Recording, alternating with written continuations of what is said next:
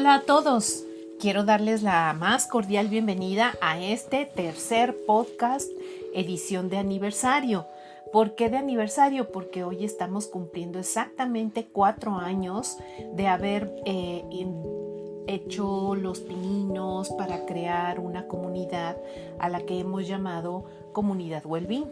Y decidimos festejarlo con una semana completa de total contenido al 100% Wellbeing. Estoy aquí como siempre con Andrea Quijas y cuéntanos, Andy, buenas tardes, ¿qué significa eso de festejar con contenido 100% Wellbeing? Saludos, Wellbeingeros, bonito martes, sí, acá muy contentillas con 4 años ya, y básicamente el contenido Wellbeing 100% es que nosotros acostumbramos a subir contenidos martes, miércoles y jueves. Los martes y los jueves normalmente nosotros reposteamos de diferentes plataformas. Las más comunes son Ciencia o Mente y Bienestar o otro tipo de, es más, en algún momento de Psychology Today, ¿no? Y lo que hacemos es, tenemos una situación uniforme. Por ejemplo, vamos a hablar del perdón. Entonces empezamos a las 9 con un post de perdón, a las 2 una imagen, una frase que hable del perdón, y cerramos a las 7 como con tips para perdonar a los demás, ¿no? Sí. Pero a lo que nos referimos esta vez, si queremos festejar toda la semana, es que martes, miércoles y jueves todo va a ser contenido Wellbeing. Esto es 100% de nosotras. El día de hoy empezamos con este extraordinario podcast. Después vamos a hacer algunos blogs y sorpresitas, ¿no? Me parece muy, muy bien. El episodio de hoy lo hemos pensado mucho y le pusimos por título todo lo que quería saber de la terapia, pero que tenía miedo a preguntar. ¡Yay! Sí, creo que es muy apropiado que sea para festejar, sí, porque no toda la gente, como no estamos acostumbrados a ir a consulta, a terapia, no sabemos bien qué onda. Sí, es por eso que decidimos crear este podcast como una especie de guía de cómo voy a terapia, porque a lo mejor tenemos muchos paradigmas, muchos tabús en relación a buscar un acompañamiento terapéutico. Por ejemplo, ¿cuál sería la diferencia entre una terapia y un acompañamiento? Con este podcast queremos también como que explicar un poco todo lo del abanico de opciones y de servicios que brindamos en Wellbeing, porque en Wellbeing damos coaching, damos terapia, somos asesoras y consultoras. ¿Cuál es la diferencia entre estos 4 elementos? ¿No es así? Sí, creo que es bien importante y me gustaría, creo que esta frase la dije en el primer podcast. No voy a terapia porque no estoy loco. Y yo les platicaba que cuando hacía mis prácticas en el Batán, que es el hospital psiquiátrico, ya los locos técnicamente no tienen terapia. Claro. La terapia sería uno de los mitos, no es para los locos, es para cualquier persona que quiera trabajar en sí misma. La diferencia entre la terminología de terapia y el acompañamiento, desde mi punto de vista, tiene que ver que el término terapia es muy ochentero, ¿no? Es voy a ir a terapia y soy un paciente. El término terapia viene de toda la área clínica, como más de los doctores. Si te fijas, terapia intensiva son una serie de procedimientos efectuados por doctores y enfermeras enfocados a sacar al paciente de esos momentos más críticos, ¿no? Cierto. Entonces, más o menos de ahí nace el concepto de la terapia. Sin embargo, ahorita creo que se le llama mejor, y me gusta más a mí decir acompañamiento, porque en nuestro caso yo no soy responsable de que el paciente genere cambios. Yo lo acompaño en este momento, en las sesiones en donde va descubriendo hasta donde el otro quiere descubrir, ¿no? Sí hay técnicas y hay ejercicios, pero si el paciente o a quien acompañamos no quiere hacer cambios, pues no puedo yo decir que soy responsable como un enfermero o un doctor, y hasta cierto punto ellos tampoco son responsables, ¿no? Cierto. Y aquí creo que valdría la pena remitirnos a un artículo que tenemos en el blog acerca de terapia por encargo. No Claro, sé si sí, lo recuerdas, sí, ¿no? Sí. Es esta parte de primero reafirmar que quien busca terapia debe estar consciente de que requiere entrar a un proceso terapéutico, y que una vez que tú estás consciente que lo requieres y lo buscas, ya hay un avance y un porcentaje de avance en tu proceso terapéutico, claro. ¿No es así? Sí, y me acuerdo mucho de un chistorete que igual y es medio bobo, pero decía, ¿cuántos psicólogos se requieren para cambiar un foco? Sí. Pues con uno basta, ¿no? ¿Por qué? Pues porque un solo psicólogo puede cambiar el foco. Siempre y cuando el foco quiera cambiar.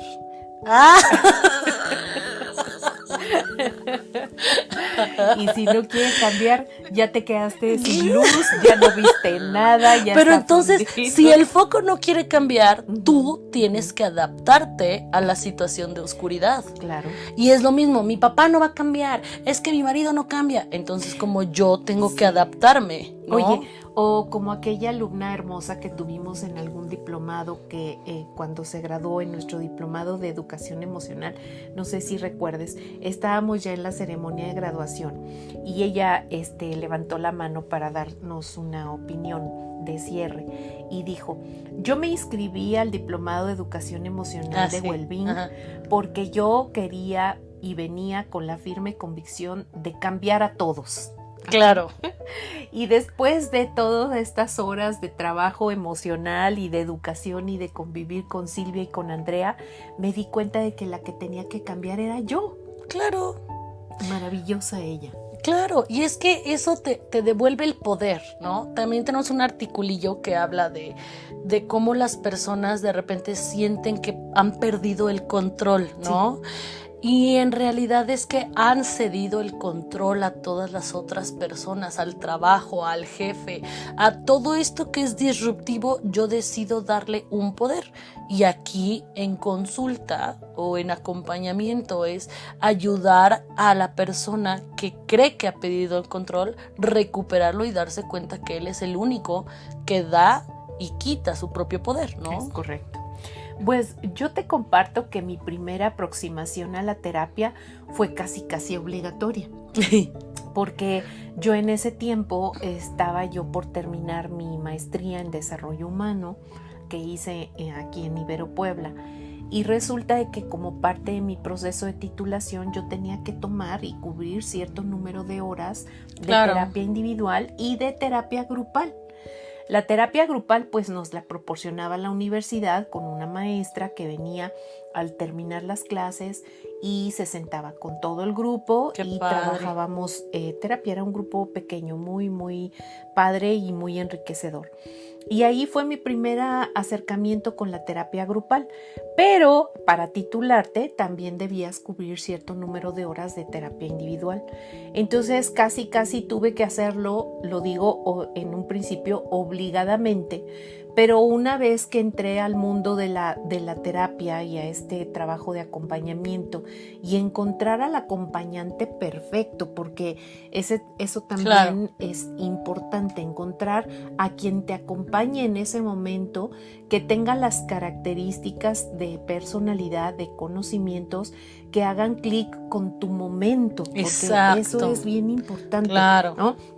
A lo mejor pude haber estado con el mismísimo Freud. Don Freud. Pero Don Freud a lo mejor no era en ese momento la persona adecuada que yo necesitaba por sus conocimientos, aunque lo nombremos padre del psicoanálisis, a lo mejor no es la persona adecuada. Entonces, también en eso me gustaría mucho que nos explicaras cómo encontrar casi este engranaje perfecto con el terapeuta en un momento adecuado, en una aquí y ahora de tu vida y de tu momento para poder trabajar ese proceso humano. Yo creo que tiene que ver con muchas de las respuestas que yo doy con la persona. O sea, aunque nosotras tenemos mucho contenido publicado. Por ejemplo, tenemos muchos blogs, ahorita con los podcasts. Las personas que estén interesadas en acercarse con nosotros, sí les recomiendo que escuchen y nos lean, si nos pueden ver en una conferencia, para darse una idea del tipo de acompañamiento que damos. Yo siempre que estoy en mis cursos digo, si ustedes quieren una terapeuta que hable de ponis y arcoíris y que todo va a estar bien, no soy la mejor opción. Si quieres darle candela, enfocarte a resultados y confrontarte, yo soy tu terapeuta, ¿no? Y cada quien, y eso está bien, hay todo en la viña del Señor y está padre, pero el que está interesado en tomar un proceso debería de investigar qué tipo de acompañamiento es el que va a recibir. Si es más gestáltico, que es el gestalt, investigo. Que esta terapeuta está más enfocada a la arteterapia. A mí me encantaría tomarlo, me siento incómodo. Dentro de la misma arteterapia que es la danzoterapia, ¿sabes qué? Yo no, mejor pinto. Entonces, pero tiene que ver con una educación personal. ¿Qué es lo que necesito del otro, no? De acuerdo, entonces es importante la información que tengas de tu terapeuta. Claro. Porque también en esto se presta mucho a que no tuviste una buena experiencia y decides no volver, porque a lo mejor no era lo que estabas buscando. Muchas personas recién egresadas de la carrera de psicología creen que pueden dar terapia y esto no siempre es cierto. Para ser terapeuta requieres de una formación. Claro. Requieres de una preparación no solamente desde el aspecto académico, sino también desde el aspecto personal. Claro. A mí me interesa que mi terapeuta también vaya a terapia. Claro. Porque el hecho de que un terapeuta no vaya a terapia, pues eso condicionaría o pondría en riesgo tal vez el enfoque que él le pueda dar a los problemas, ¿no es cierto? Sí, y yo siempre recomiendo que los terapeutas o los que se dediquen a la salud mental tienen que tener 2 extra. Por ejemplo, nosotras tenemos a nuestros terapeutas asesores de casos, porque no puedes, o sea, te vicias. De repente todos tienen depresión o de repente todos están ansiosos, cuando es probable que quien esté ansioso seas tú, ¿no? Es cierto. Entonces hay veces que tú vas encuadrando a tus pacientes y de repente, sea lo mismo, necesitas un compañero terapeuta que te ayude a encuadrar, ¿no? Otro terapeuta que me ayuda a trabajar mis procesos, que me peleé con el novio, que se murió mi perro, que mi abuelita está enferma, también somos personas. Mi relación con la madre. Claro. Y son situaciones que tenemos que tener más presentes porque nuestros mismos pacientes están hablando de situaciones emocionales que nos pueden llegar a impactar. Es correcto. De preferencia, yo sugiero que estos 2 extra asesores no sean el mismo. Sí, y creo que sucede con cualquier especialista, ¿no? Claro. Por ejemplo, yo no iría con un dentista que tiene todas las muelas picadas y tiene mal aliento. Claro. ¿No? Yo no iría con un, no sé, a lo mejor con un gastroenterólogo que te padece gordito, gastritis, o con una nutrióloga que tiene sobrepeso, ¿no? Ay, sí. Digo, puede suceder, pero me refiero si es... Es que si voy con una nutrióloga que está gordita y me dice que es la tiroides, o sea, como que yo también le diría, tal vez lo mío también es la tiroides. Claro. ¿No? Claro. Sí, o sea, tú vas con un especialista de cualquier otra área que sabes que está poniendo en práctica y que lo que te cura y los consejos que te da y las recomendaciones que te da, pues es porque están respaldados y porque obviamente los tiene que poner en práctica. Claro. ¿No? Ahora también quiero que hablar de que estoy abierta a que, por ejemplo, una consejera familiar esté divorciada, porque totalmente. Ella sabe qué hacer para evitarlo, así ¿no? Así Entonces no decir solamente los divorciados pueden dar terapia de divorcio, solamente las mujeres pueden atender mujeres, ¿no? O sea, pero estamos hablando de que sí tiene que haber una responsabilidad y una congruencia, claro, ¿no? Totalmente. Exactamente, sí, cierto. Y además aquel terapeuta familiar que se ha divorciado tiene un aspecto y una visión de lo familiar desde otra visión. Claro. Y eso enriquece también la parte del proceso terapéutico.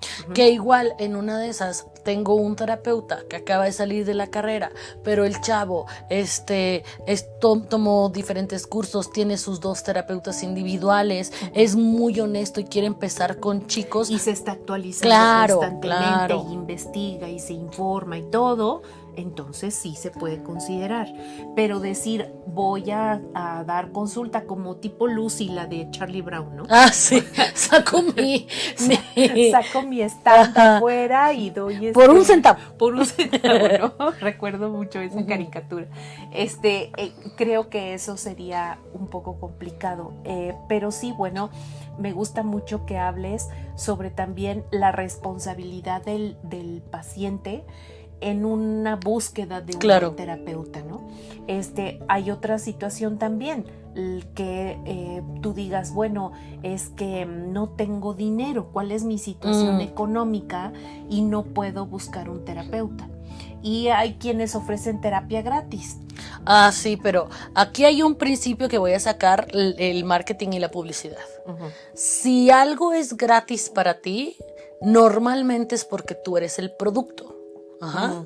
Por ejemplo, Facebook, Twitter, Instagram son gratis porque nosotros les proveemos de información que ellos necesitan para hacer target o mandar en particular anuncios de cosas que tú estás consumiendo. Como la probadita que te dan en las grandes tiendas, ¿no? Ajá, cuando sacan sí, un producto, no sé, una galleta nueva, es gratis para que se te antoje. Exactamente, te lo ofrecen para que tú seas el consumidor.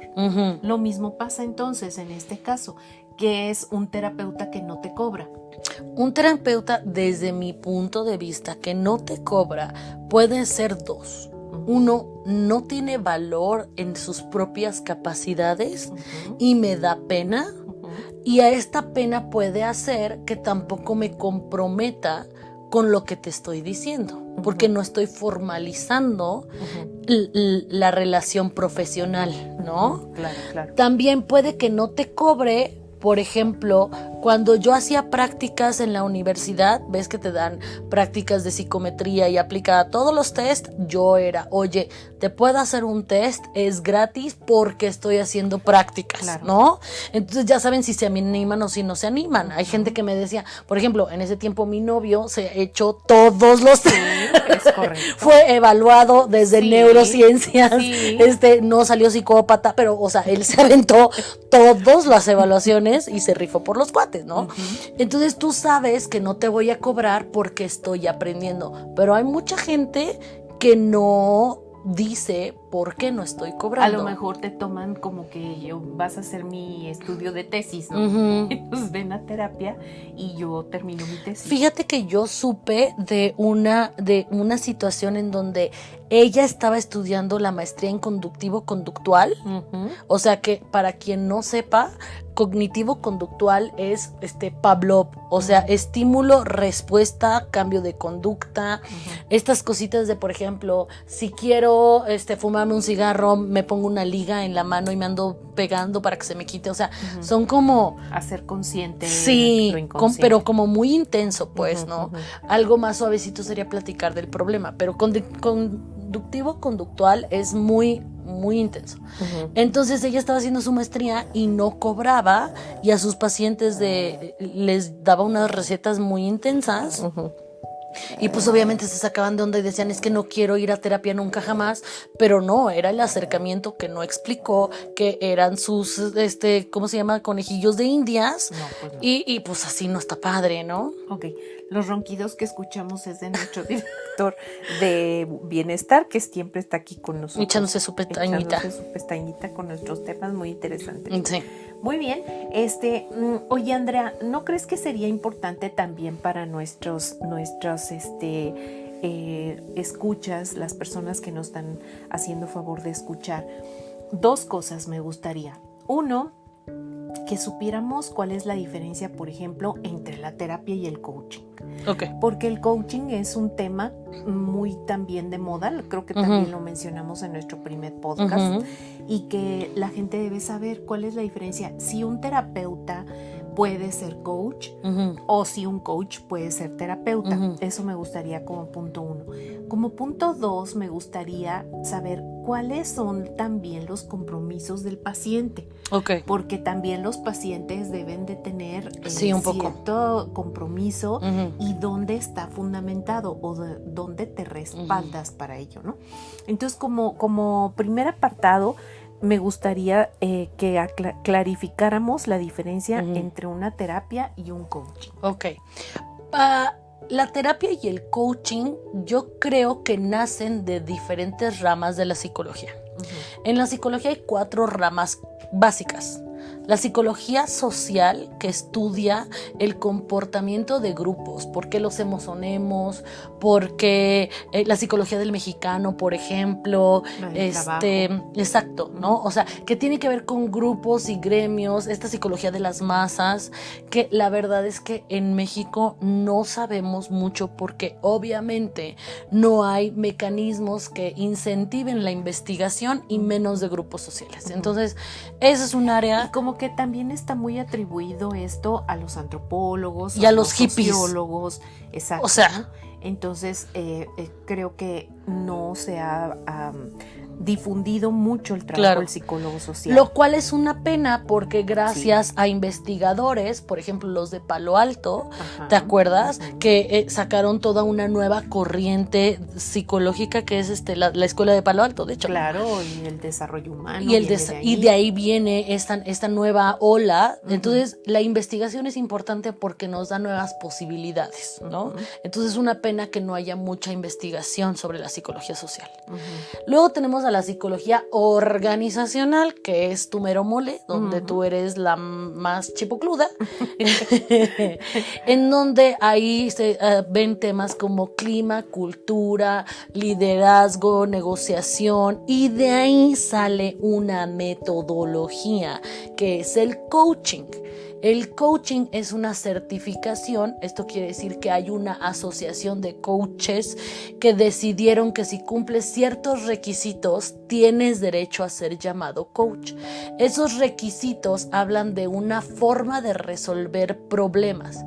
A mí me gusta cuando hablo del coaching hablar de Vince Lombardi, que fue uno de los coaches más fregones de la NFL. De hecho, cuando ganan la NFL, el premio que les dan es el premio Vince Lombardi, ¿no? Sí. Un coach a grandes rasgos ve dónde estás, entiende hacia dónde quieres llegar y te pone pequeños ejercicios que vayan haciendo que tú logres tu meta, ¿no? Es correcto. Entonces, y si no tienes metas, el coach también te ayuda a clarificar tus metas. ¿Sí?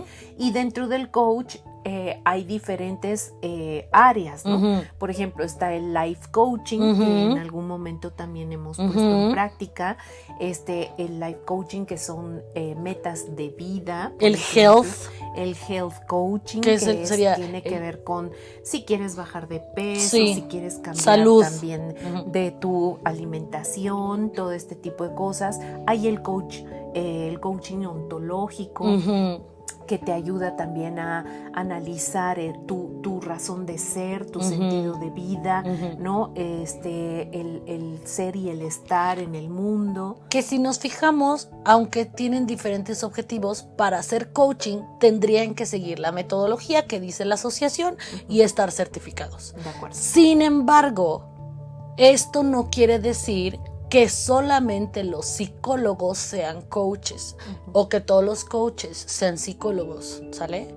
Sino estamos diciendo que viene de esa rama. Ahora, luego tenemos la psicología educativa, que habla de planes, programas, trabajar con dislalia, dislexia, discalculia, pedagogía, diseño curricular, todas esas partes, y ahí se aplica el coaching educativo, que es también una de las ramas que nosotros hacemos. Sí, y como coach educativo también los profesores se pueden formar en esta técnica en donde puedan ayudar al alumno a resolver sus propios problemas sin generar una dependencia, sin pensar que el profesor debe ser el centro único de la sabiduría, el centro único de la resolución de conflictos, y a través de esta metodología coach pueden ir llevando al alumno y cuestionando para que él encuentre sus propias respuestas. Que es súper recomendable para todas aquellas escuelas que tengan programa de tutores. Sí. Porque normalmente, 1, 2, 3 por mis compañeros Juancho, Chono y Pedro, los profes van a ser tutores. Sí. El Juancho es prof de música, Pedro es el de laboratorio y el otro profe es el de deportes, porque normalmente les cargan la mano a veces a los profes que tienen menos grupos completos y los hacen tutores. Entonces, o a los profes que tienen más punch. Exacto, los que tienen más rapport, que se llevan bien con ellos y no necesariamente saben cómo resolver problemas. Por eso nosotros intervenimos a la escuela y les sugerimos, vamos a trabajar esta metodología de coach enfocado a la educación, y es una buena idea, ¿no? Y luego está la última área de la psicología, que es la psicología clínica, de donde viene la terapia. Ahí sí tienes una patología o una enfermedad, la encuadras o le pones nombre en relación al DSM-4, por ejemplo, que es la metodología que a mí me gusta mucho usar, porque el DSM-4, digo 5, que, o sea, 4 fue el que cuando yo estudié y ahorita hay un 5, es un libro y un compendio de todas las enfermedades mentales que saca la Asociación Psiquiátrica Americana. Entonces, por ejemplo, en algún momento la histeria estaba definida como enfermedad en el DSM, por ejemplo. Y entonces, cada que la sociedad va cambiando, se hace una revisión de lo que es enfermedad o no, y ahí te dicen, por ejemplo, trastorno obsesivo compulsivo. ¿Cómo se tipifica o cuáles son las enfermedades que tú tienes que tener, los síntomas para que sea obsesivo compulsivo? ¿Cuál es la prevalecencia? Si es más probable en mujeres, en hombres, la etiología de dónde viene. Todo eso es lo que debería de ser la terapia, que es mucho más clínica. Si te fijas, ya hasta el vocabulario cambia. Es correcto. Entonces, cuando yo digo, hola, soy Andrea y soy psicóloga, ¿de qué escuela te graduaste? Tiene mucho que ver, porque yo en particular me gradué de la Libre de Psicología aquí en Puebla, que en mi tiempo era muy psicoanalítica. Ok. Que no es la misma que, por ejemplo, el TEC de Monterrey cuando tenía psicología organizacional. Solamente psicología organizacional, y el corte era 100% para el área de negocios, económico-administrativa. Si te vas, por ejemplo, a pensar en una universidad como la Ibero, estamos hablando de universidades aquí en México. La Ibero pues tiene un corte 100% de desarrollo humano. Claro. ¿No? Y entonces ya sabes que esa línea va a ser de allá. Si te vas a otra universidad, a lo mejor el corte es más de investigación, más cognitivo-conductual, y sí importa mucho de dónde egresas. Porque es la más carga de materias. Entonces, me acabo de graduar, quiero dar terapia, soy del TEC de Monterrey, mi amor, stop it. ¿Por qué no mejor te especializas en ser un coach o, por ejemplo, y aquí te voy a pedir que nos ayudes, empiezas a enfocarte en asesoría y consultoría de empresas? Pero cuéntanos cuál es la diferencia. La diferencia entre ser un asesor y un consultor es muy clara. Un asesor normalmente es aquel que te resuelve un problema en el momento. Puede ser un asesor del área fiscal, un asesor del área legal, un asesor administrativo. Tienes un problema. Yo recuerdo mucho cuando empecé mi primer trabajo, fue en Kodak. Yo trabajé en Kodak, que en Guadalajara hace muchos años, y en el área de recursos humanos donde yo estaba, nosotros nos asesorábamos con un abogado por teléfono, y el abogado cobraba por minuto. Claro. Entonces, lo que duraba la llamada, desde que el abogado te tomaba el teléfono hasta que te daba la asesoría, colgabas y la factura te llegaba por el cobro de los minutos que tardaba en resolverte el problema. Entonces, un asesor es algo de un problema específico, de un área específica. Si te digo, Silvia, te robo 5 minutitos para asesorarte porque se murió mi perro y estoy muy triste, ¿es asesoría? Pues no, porque en este sentido sería ya una cuestión terapéutica porque ya están involucradas emociones. O sea, yo tendría que investigar cuáles son las emociones, claro, cómo te sientes, cómo te impactó, cómo te está afectando eso. No te puedo dar una asesoría de 5 minutos cuando tienes un problema de carácter emocional. Por lo tanto, un terapeuta no puede ser un asesor.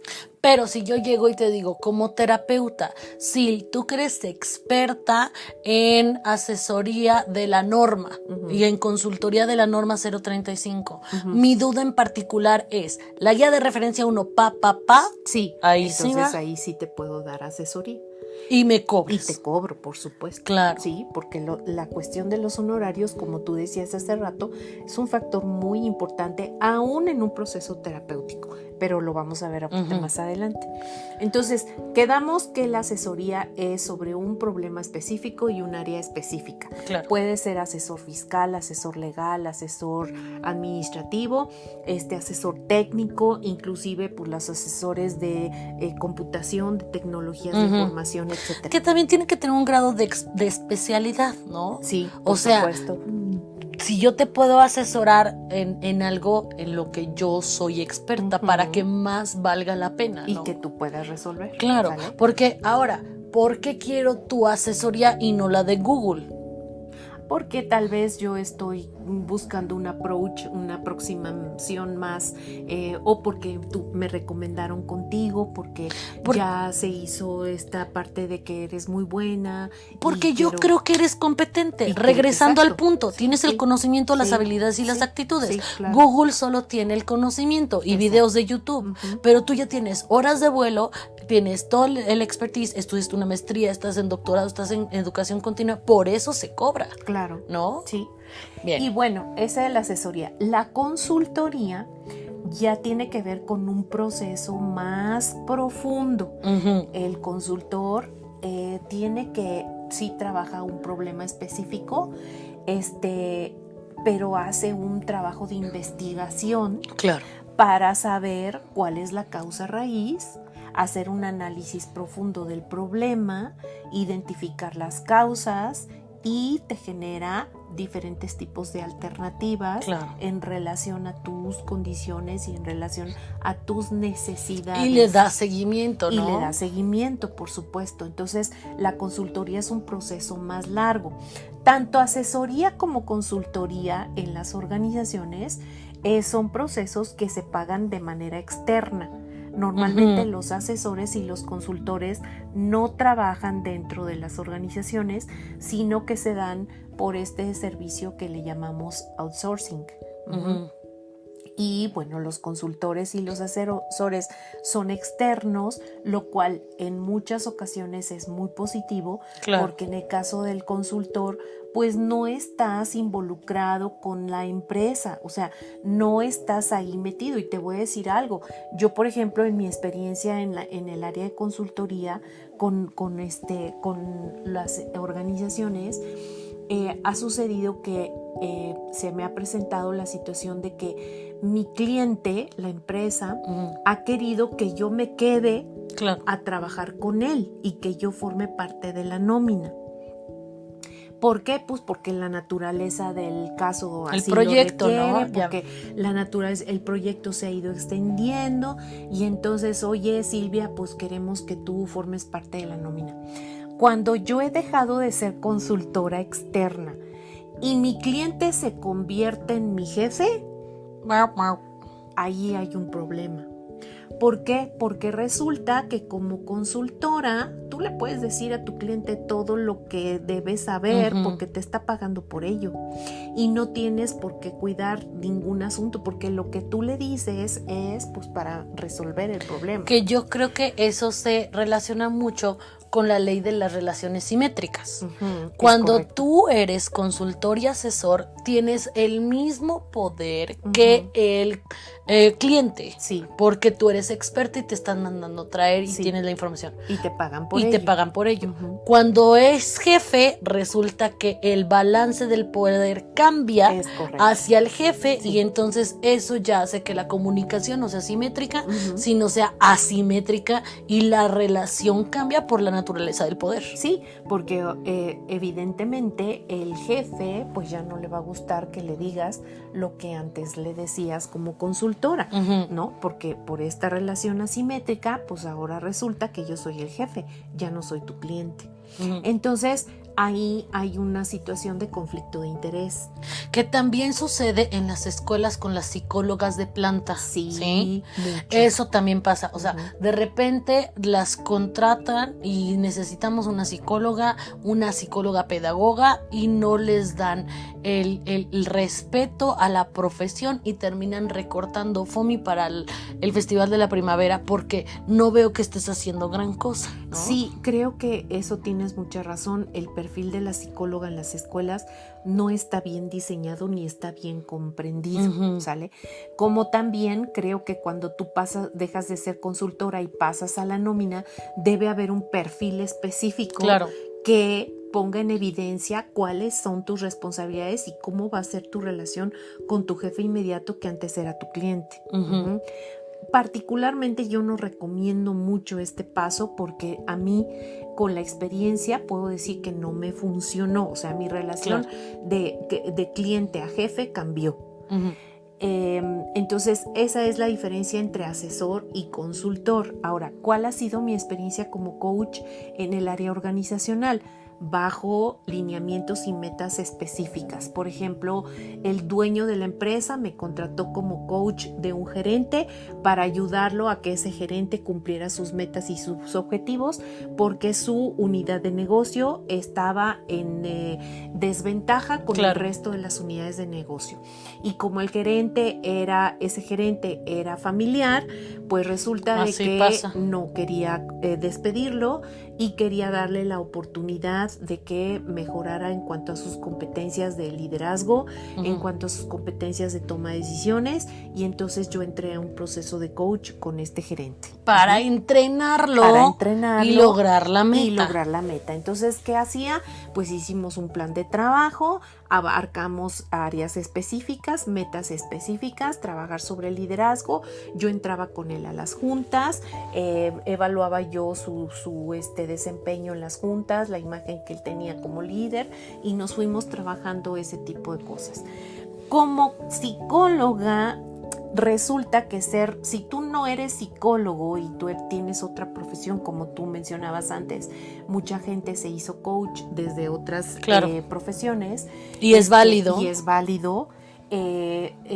Resulta de que, bueno, sí se puede hacer la diferencia. Cuando eres psicólogo y eres coach, la línea entre el coaching y la terapia es muy delgada. Y tienes que tener sobre específico claramente cuál es esa diferencia, para que no te vuelvas terapeuta.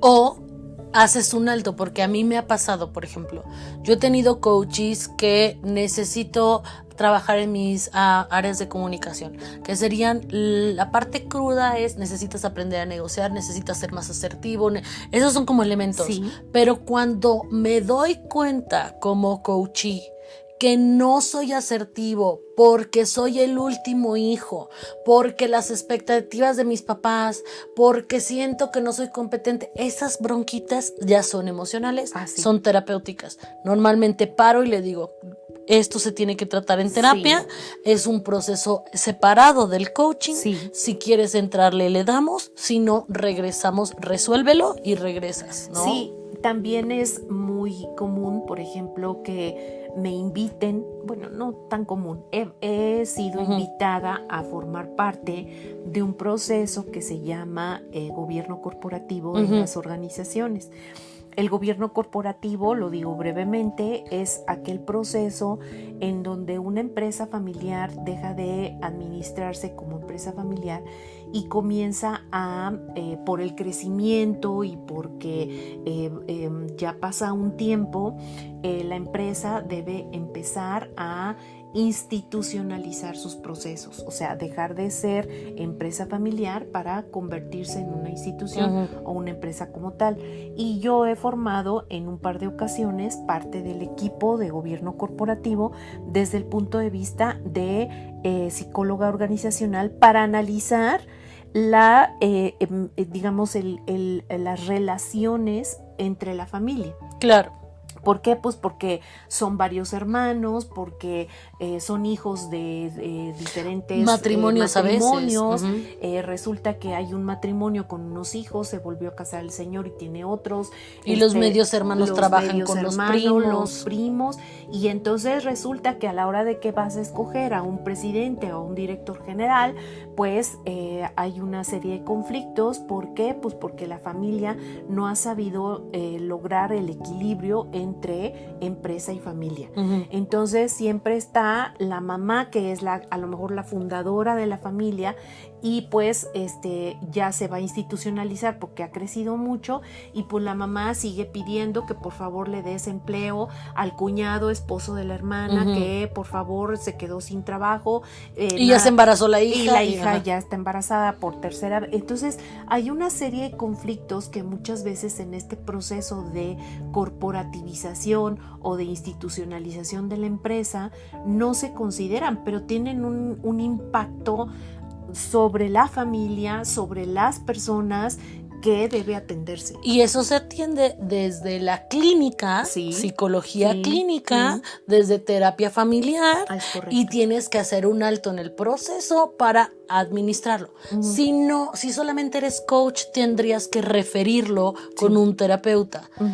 Una de las cosas que yo creo que es tan padre nosotros es que podemos hacer el alto y decir, esto es de harina de otro costal, vas a querer trabajar el proceso con nosotras, o te recomendamos que lo trabajes por otra parte para seguir la chama, ¿no? Sí. Bueno, todo aquí hemos estado enfocándonos en las diferencias entre las diferentes áreas o servicios de bienestar mental, pero también creo que es importante que le demos un espacio a los terapeutas, los coaches, los asesores, todas estas personas que trabajan, porque en México no tenemos lineamientos establecidos para saber cómo nos debemos de comportar. O sea, en las series como Grey's Anatomy y este tipo de imágenes falsas de lo que se supone que es la profesión en Estados Unidos, por ejemplo, hay elementos que no existen en México. No hay, como voy a demandar a mi terapeuta, no siempre hay contratos escritos con los terapeutas. Es que hay un privilegio de terapeuta y paciente. Debería, pero no existe como tal. Y es más, en México los psicólogos no son doctores, por lo tanto no hacen el juicio hipocrático, que es aquel que dice que vas a que vas a buscar el bienestar por sobre todas las cosas para tu paciente. Nosotros nunca hacemos el juicio. Entonces nos gustaría explicarle a las personas que nos están escuchando cuáles son los lineamientos para poder llevar a cabo un proceso terapéutico lo más efectivo posible. Bien. ¿Qué compromisos o qué características debe tener un paciente que va a iniciar un proceso terapéutico? Porque ¿recuerdas la película que vimos hace 8 días? Ya sé qué es una escena, ¿cómo se llamaba la película? ¿Te acuerdas? La vida es así. La vida es así, Life It's it. Ajá, algo así. Está muy buena, la recomendamos, es con Antonio Banderas, entre otras cosas. Muy grato ver a Antonio Banderas. 100% bien hecho por el muchacho. Ya ni tan muchacho. Muchacho por siempre. Muy bien. Resulta que hay una escena en donde está un terapeuta tratando un paciente, el paciente está alcoholizado. Sí, juras. ¿Sí? O sea, llega el paciente con aliento alcohólico, está alcoholizado porque salió de un bar y después del bar va a su terapia porque esta persona lo remiten, o sea, tiene que ir obligadamente al terapeuta porque acaba de salir de institucionalización. De la institucionalización y resulta que lleva un proceso muy tormentoso, finalmente termina suicidándose delante de su terapeuta. Uh-huh. Entonces, a ver, ¿qué hay? En Estados Unidos, como tú bien dices, pues todo está respaldado, pero aquí en México... No, aquí en México es Mexican Magic, o sea, como diría Guillermo del Toro, because I'm Mexican. Entonces, yo creo que depende mucho de cada terapeuta y tú como paciente te deberías de investigar dentro de tu proceso de selección de un terapeuta cuáles son los lineamientos, ¿no? En nuestro caso, nosotras decidimos de algunos lineamientos de la Asociación Psiquiátrica Americana, porque tampoco hay un decálogo de cosas que se tengan que hacer, no existe como tal, pero porque estamos informadas y leemos, tenemos algunos elementos que consideramos que son importantes, ¿no? Estos siempre los leemos al principio de cada paciente nuevo como para hacer un encuadre de expectativas, como para que todos entendamos que estamos hablando de lo mismo, ¿no? Entonces, algunos elementos que tienes que tomar en consideración es, primero y más que nada, qué tanto clic haces con tu terapeuta, ¿no? Si no te gusta el lugar, si el lugar físico te incomoda, si no te gusta porque huele mal, porque no está ventilado, porque tiene gatos y a ti no te gustan los gatos, pues obviamente son cosas que tienes que considerar. El terapeuta no tiene que cambiar por ti, ni tú vas a cambiar por el terapeuta. Tiene que ser un justo medio y tienes que estar cómodo. Puedes decir, es el mejor terapeuta, pero huele a patas, pues entonces no vayas. Claro, porque no vas a estar cómodo. Y porque eso va a ser algo que constantemente te va a impedir estar en tu proceso al 100%, ¿no?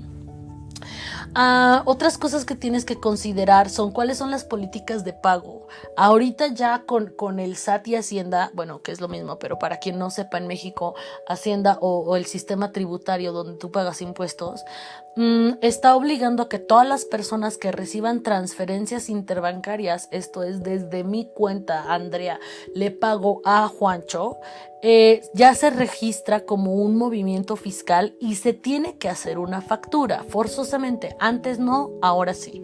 Entonces, parece que los depósitos en Oxxo todavía no están registrados, pero es importante que tanto tú como tu terapeuta lleguen a un equilibrio. Y el que esté dado de alta en la Hacienda y cubra con sus obligaciones. Habla de su responsabilidad. Claro, habla de su compromiso y de su profesionalismo, ¿no? Todo terapeuta debe tener recibo de honorarios y tú sabes que puedes inclusive solicitarlo. Claro, entonces eso es muy muy importante.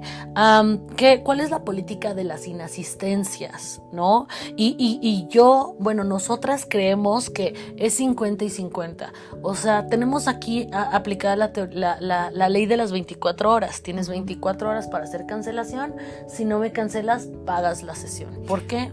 Porque es resistencia al cambio, porque no lo has considerado, por cualquier cosa que sea la pagas. Es 20/20 y tenemos todas las herramientas para atender a la gente. Y además porque ya es tu espacio, claro. O sea, tu terapeuta ya reservó esa hora o ya esos estudió tu caso previo también y ya reservó esos 50 minutos para ti y obviamente no lo va a llenar ni lo va a rellenar con otro paciente como si fueran fichas de ajedrez, claro. ¿No? Simplemente que tú ya tienes ese espacio y bueno, hónralo. ¿Qué ha pasado, por ejemplo, cuando te llaman así faltando 15 minutos para tu terapia y te dicen, oye Andrea, es que no puedo hablar, no puedo ir, me dio gripa horrible. ¿Qué haces? Yo normalmente les digo, ¿qué es lo que tú quieres hacer? Porque esta es tu hora, tú la vas a pagar, yo te puedo esperar porque este es tu tiempo y lo que tú quieras hacer con tu tiempo, te acompaño. ¿no? No, ya voy corriendo. Normalmente, en un 95% llegan, se les quita la tos, se les quita todo porque era resistencia al proceso, ¿no? Hay gente que me dice, ¿sabes qué? Si voy muy tarde y aunque sea 15 minutos, los acompaño 15 minutos porque es su tiempo.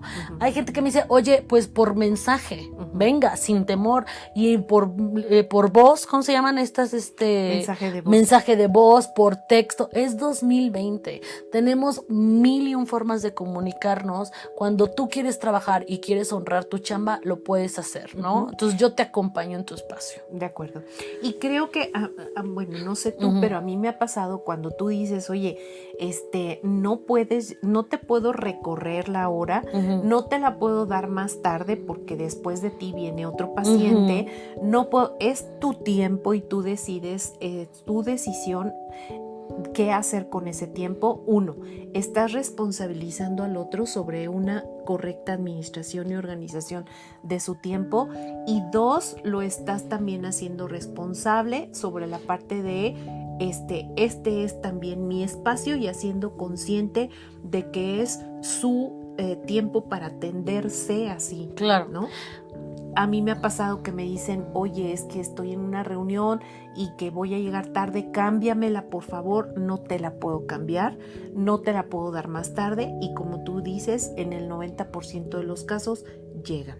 Claro, es que es como un aliciente a que ellos mismos se den dignidad de persona y se verifiquen que ese es su espacio y su tiempo. Sí. Lo que me encanta de esta ley de las 24 horas es que es recíproca. O sea, si el paciente no me puede cancelar, se cobra y se le da el servicio. Si yo cancelo al cuarto para la hora porque me pasó algo, yo como terapeuta, la próxima sesión es gratis porque yo ya no honré nuestro espacio, porque yo sé que tú te volteaste al revés, y algo normalmente, en mi caso, siempre tiene que ser con una emergencia. Oye, rodé las escaleras, y no es cierto, porque cuando rodé las escaleras hace 3 semanas, seguía atendiendo gente. Sí, es correcto, soy totalmente testigo de ello. Entonces, normalmente, me gusta que sea recíproco, y creo que ese tipo de relaciones en donde hay transparencia y en donde hay congruencia de ambas partes pueden ser las más exitosas. Totalmente de acuerdo. Otros elementos que pueden ser, que a mí creo que es algo muy sensible, pero habla de los mensajes compulsorios o estas situaciones, no nada más mensajes, o sea, por ejemplo, imagínate que vamos saliendo del cine porque resulta que también somos personas, o sea, somos terapeutas, maestras, pero también somos personas, y se nos antojó ir al cine a ver una película. Y me encuentro a mi dentista. Y le digo, oiga, doctor, fíjese que tengo una muela aquí. Se me atoró la palomita. Se me atoró una palomita. ¿Me puede, por favor, desatorar la palomita en lo que vemos la película? No es apropiado. No es apropiado. Imagínate que me encuentro con un ginecólogo. Oiga, fíjese que tengo una... No, jamás. Jamás. Entonces, si no lo hago con esos doctores, ¿por qué debería yo de decirle a mi terapeuta que veo en el cine que me siento muy mal y la tarea que me dejó no? Como tampoco debes de pedir terapia cuando vas en el avión, te sientas junto a una persona, súper incómodo, se entera que eres terapeuta, lo cual yo ya no hago, nunca lo digo, y en el avión quiere contarte su vida, ¿no? O me también mareo horrible, en el típico caso de que ¿le puedo robar 5 minutos? Mira, una de las leyes del budismo habla que, como los mandamientos, no robar. Y tú, cuando te haces budista, tienes que asumir que vas a cumplir esos mandamientos. No robar es no robar ni el tiempo. Entonces, no debes de robar 5 minutos. Y como quedamos hace rato, 5 minutos para asesoría de mis emociones no es asesoría de mis emociones. Y menos si te sueltan una bomba. Y más cuando eres una maestra, o sea, por favor, tengan tantita empatía. Estás parada dando tu clase, tienes ganas de ir al baño, tienes ganas de tomar agua. No voy a ser ni yo eficiente en asesorarte en tus 5 minutos. O que vas terminando una conferencia y después de la conferencia les impactó tanto el tema que en ese minuto quieren que tú les des terapia. Y sí se los agradecemos, pero para que te trabajemos mejor, para que tengas la mejor versión de Andrea la terapeuta o de Silvia la consejera, coach, por favor haz una junta y haz una sesión y date el tiempo y valora tu problema como nosotros lo vamos a valorar, ¿no? Es correcto. Pues así unas recomendaciones de todo lo que querías saber de la terapia, pero tenías miedo a preguntar. Ajá. Es importante entonces que haya un compromiso de ambas partes. Es importante que la parte como tú como paciente te comprometas a investigar sobre tu terapeuta, a saber qué línea tiene y a saber cuáles son las políticas que te dan una mayor seguridad y una mayor confianza de saber que vas a estar en buenas manos. Sí. Como siempre, estamos llegando ya al final de nuestro podcast. Les recordamos que nos pueden encontrar en Facebook como Wellbeing Counseling MX, o si les es más fácil pueden ir a nuestra página www.wellbeing.com.mx y encontrarán ahí las ligas al blog de los artículos que hemos estado hablando, al FaceTime también. Y pues no nos resta más que agradecerles por seguirnos y ser parte de los casi 700 wellbineros que formamos esta comunidad del bienestar. Vamos a estar, como mencionamos al principio, festejando nuestros 4 años con contenido al 100% Wellbeing. Los invitamos a darle like, a compartir y recordar que trabajar en tu bienestar impacta en el bienestar de todos. Muchísimas gracias, los queremos. Bye.